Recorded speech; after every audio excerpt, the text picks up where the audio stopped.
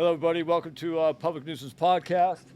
I got Seth, Ian, and Andrew here from Soft Drugs. And hey, guys, you guys just played, man. You killed it. You killed it, man. It was awesome to watch you guys. And hey, introduce yourselves to the people that will know you or are going to find out about you through the podcast. Yeah, Seth. I play rhythm and semi-lead guitar, and that's about it, I think. Yeah, I'm Ian. I play bass and sing. I'm Andrew. I play drums. How did the three of you meet and make music together? Where did that all come from? How did that form? So we've all known each other since like elementary school. I played in bands with Andrew since like high school and stuff. All grew up in Ventura. Yeah, all grew up in Ventura. I moved back here. I left and came back and wanted to start a new project. And so my obvious first choice for a drummer was to find Andrew. So we tried to set something up, and then it took a bit of time. We finally got Seth involved. I came in by a lack of guitarists. They had someone that was playing with them, and he was kind of hit or miss on being available. Right. So once that spot was available, I filled in. I don't think it started out as being planned to be full time. Yeah, I kind of was. Well, we wanted a second guitar player. Yeah, he was gonna be a second guitar player, and then he came in, and then the first guitar player wasn't stoked on that. And so he kind of just bowed out at the same time that he came in, and then he just took over. So, but it's been flowing pretty good because we're all kind of buddies. We just like ride bikes around, drink beers, and write music. So how long have you all been doing this? When did we start? Played our first show in October last year. Yeah, is that right? Yeah, probably. yeah. And we had been writing stuff forever, but it was kind of like with COVID, we got all this stuff together. We got ready to play a show pretty much the day we were ready. It was like the world shut down, and then we had to get back into like rehearsing, getting ready to play, and then and then we played back in over. So I think it was like, I don't know, it was probably 2-3 years ago that we got Seth involved actually. We were practicing for a while, a couple of years, and then we're gearing up for shows, and then COVID hit and kind of took the plans out. I didn't know you back then because we didn't shut down. Fuck that, we were playing music and having fun. So, but so that's how this whole music thing started here. So. Yeah. One of the good things that came with COVID is, like I said, a lot of good music's come out of COVID. A lot of guys just had time to get together and, find themselves again and not have to, be slaves to their job and all that, So you see a lot of good music come out of COVID and stuff. So yeah, and you guys have definitely made that. We facilitated that for sure, man. Yeah. Gave us a place dude, this to is such come a rad and, spot. Yeah, thank you. Do what we do. Yeah, so people that see you guys here and then see on the live feed. Where can they find your music? Otherwise, you know what I mean? Where can they go to find? Yeah, we're working on recording right now. We're kind of just recording and doing ourselves right now. So we don't have anything actually out there, but we've got stuff on Instagram and all that. So hopefully we'll have something out pretty soon. We've got a couple songs recorded, and we're just trying to get them mixed and mastered and all that kind of stuff. So it'll be a little bit. Yeah, our pace has been like pretty slow overall because this was like our first thing that we did together, where we were like pretty adamant that it was just like going to be all original, and so we like really took our time, like no rush, which translated into like 5 years of prep. But then so like now we're kind of like we're all pretty busy guys, and we're not trying to conquer the world. We're just having fun. Yeah. So we're like setting aside whatever time we can to record, but we got the ball rolling. Yeah, trying to keep the momentum going. So transitioning from doing cover to to your own stuff, how's that for? Because I'm not a musician, so I really wouldn't know. But I gotta imagine that's got to be a tough thing to do, to sink your teeth into something that's yours and own it, and then go perform it and try and make it real. So how was that for you guys? Yeah, I mean, I've always been into writing my own stuff, but it takes a lot to kind of get into the groove. I feel like I've finally figured out a formula that works for me to do it. But I don't know. It's kind of just usually I'll come up with ideas. Most of my ideas I'm riding my bike, and like an idea comes to me, and I'll just pull off to the side of the road and like hum a tune into my phone, and then the rest is history. I'll like. Cause I can only imagine, you come up with a song and then you play it to yourself and you're like, ooh, I could change this, and I could change that. You start, like putting all these pieces together. And, oh yeah, we've definitely had songs where we finished a song. I actually have one right now that we finished and we played many times. And I'm like, guys, I wrote another part.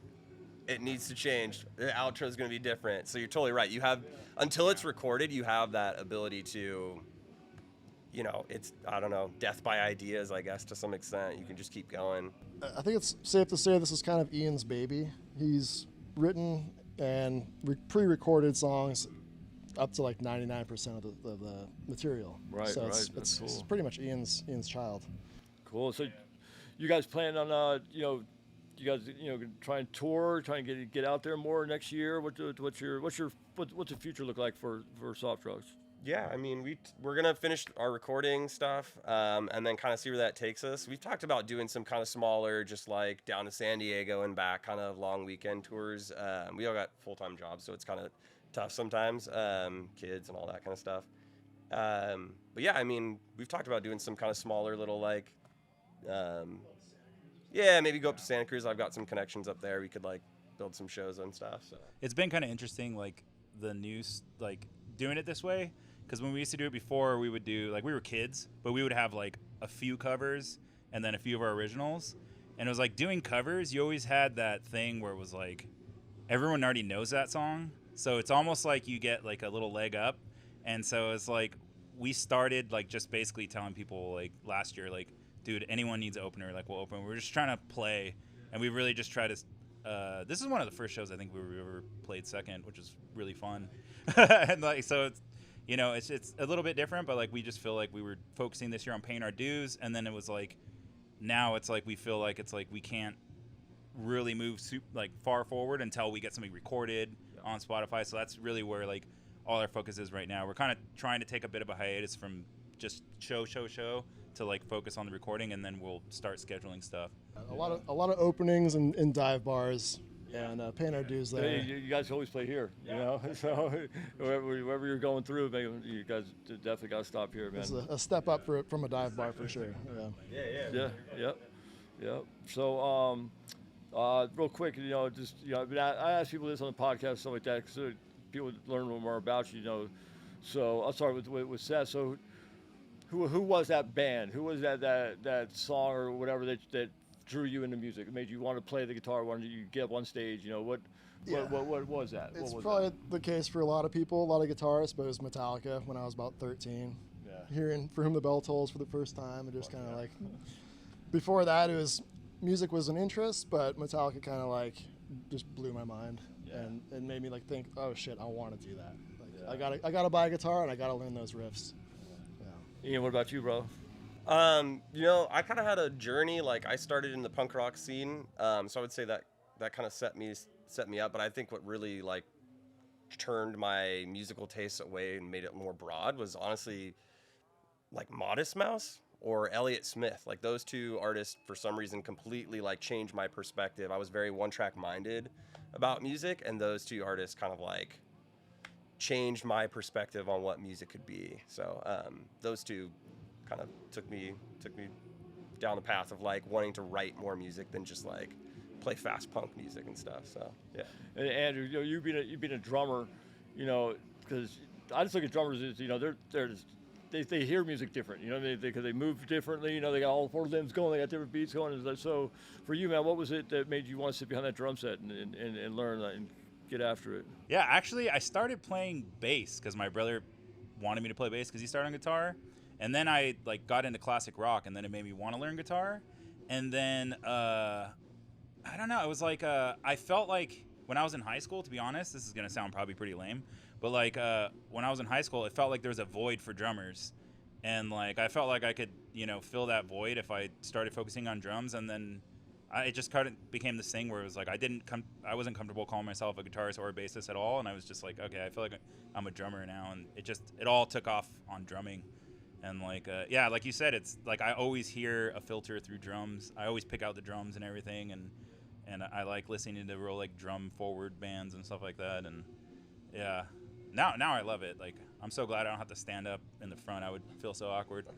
But you know, every band that I go and see, and I'm sure you guys, you know, I love when they do like a drummer solo. You know, they back up and the drummer just gets this, you know, center stage and he just starts wailing. You know, you go like. Because then you really see, you hear everything that actually comes out of those drums. You know what I mean? And they're just going to town. And it's like, I love the drum solos when guys. Yeah, we're trying to get him like a rotating drum set, like Tommy Lee. Oh yeah, lift it up. I'll put a little crank out here. You guys, you know, go. No, we have a tune that like Seth's doing a part that's kind of very melodic, and I feel like that the breakdown during Lost and Found, that's definitely kinda like that. that's like it's not a drum solo, but it's very drum forward section. If I ever get good enough, then I'll probably do a drum solo. But I've always been like with art, like drawing or music or anything. I've always felt like I've been like just like sneaky enough to get by and be like, I can hang out, but like I'm not good enough to be like, hey everyone, look at me, you know. Yeah. Well, once you do it once, you be like, fuck, I got this shit. Watch this. Yeah, Start killing exactly. it. So, cool. Well, hey man, you guys you brought a lot of people in here tonight, and I wish you guys the best, man. I hope that your new music comes to fruition, and you guys can always come here and play, and and test your waters, man. You know what I mean? So, but yeah, hey, so anything else you guys want to talk about before we close this thing down?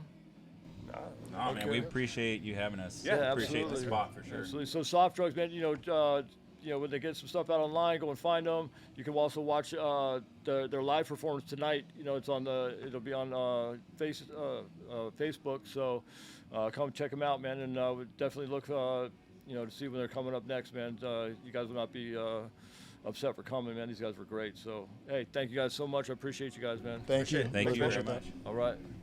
Have a good night.